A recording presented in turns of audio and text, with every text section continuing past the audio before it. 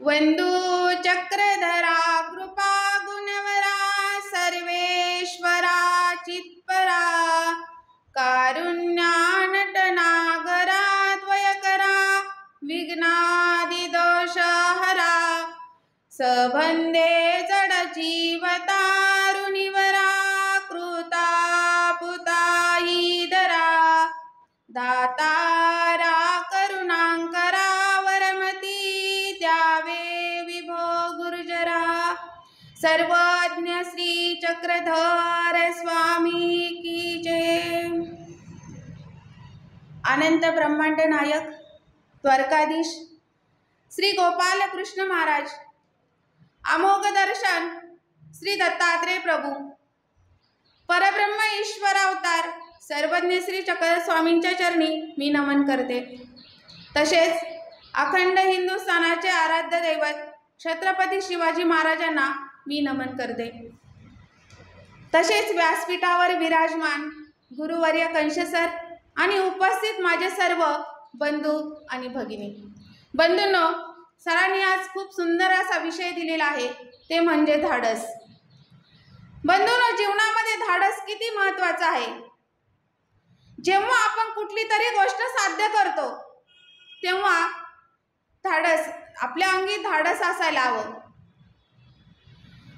काही माणसे असे असतात की ते म्हणतात आज मला हे करायचंय, उद्या मला ते करायचंय, पण जर आपल्या अंगी धाडस नसेल तर आपण काही करू शकत नाही। तेव्हा आपल्याला जर जीवनात यशस्वी व्हायचं असेल ना, तर आपल्या अंगी धाडस असायला हवं। बंधूंनो, काही लोक खूप हुशार असतात, टॅलेंटेड असतात, पण त्यांच्याकडे धाडस नसतं। मग असेच लोक बरोबर मागे राहतात। पण ज्यांच्याकडे धाडस आहे पण ते हुशार नाहीत किंवा टॅलेंटेड नाहीत, अशी लोक बरोबर पुढे निघून जातात। बंधूंनो, जो माणूस भिणारा माणूस धाडस करत नाही आणि धाडस करणारा माणूस भीत नाही। आपल्या अंगी नुसतं धाडस असून उपयोगाचं नाही, ते आपण आपल्या कृतीतून उतरायला हवं। मला एक गोष्ट आठवते, रायगडावर एक महिला दूध विकण्यासाठी जात होती। त्या दिवशी तिचे बाळ रडत होते, पण सगळे दरवाजे बंद झाल्यामुळे तिला खाली येता येत नव्हतं। तेव्हा तिने रायगड किल्ला पार करून ती खाली आली, कारण तिच्या अंगी धाडस होते। आणि तिने जिच्या अंगी धाडस होते एवढंच नाही तर तिने ते कृतीतून उतरवले होते। म्हणूनच बंधूंनो, आपल्या अंगी जर धाडस असेल तर आपण ते कृतीतून उतरवणं गरजेचं आहे। खरं तर आपल्याकडे दोन गोष्टी खूप महत्त्वाच्या आहेत। पहिली गोष्ट म्हणजे धाडस आणि दुसरी गोष्ट म्हणजे निर्धार। धाडस म्हणजे काय?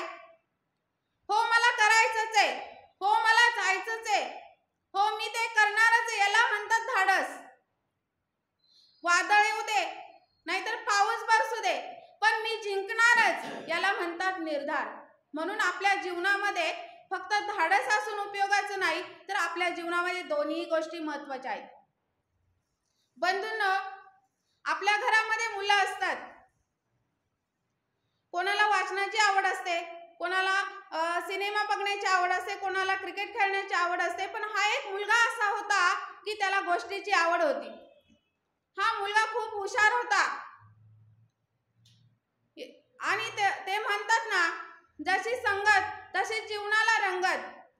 त्या मुलामुळे त्याचे मित्रही, त्या मित्रांचे जीवनही यशस्वी झालं होतं, कारण तो संध्याकाळी रोज एका रूम मध्ये मुलांना, आपल्या मित्रांना गोळा करायचा आणि छान छान गोष्टी असं सांगायचा।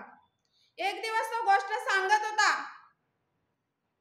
गोष्ट खूप रंगात आली होती। झाशीची राणी घोड्यावर बसली होती आणि ती इंग्रजांशी लढत होती। ती म्हणत होती की माझा प्राण देईल पण मी माझी झाशी देणार नाही। बंधूंनो, तितक्यात कुठून तरी आवाज आला। मुले सगळी घाबरली, पण तो विनायक मात्र घाबरला नाही। त्याने इकडे तिकडे बघितलं तर एका कोपऱ्यामध्ये भला मोठा असा साप होता।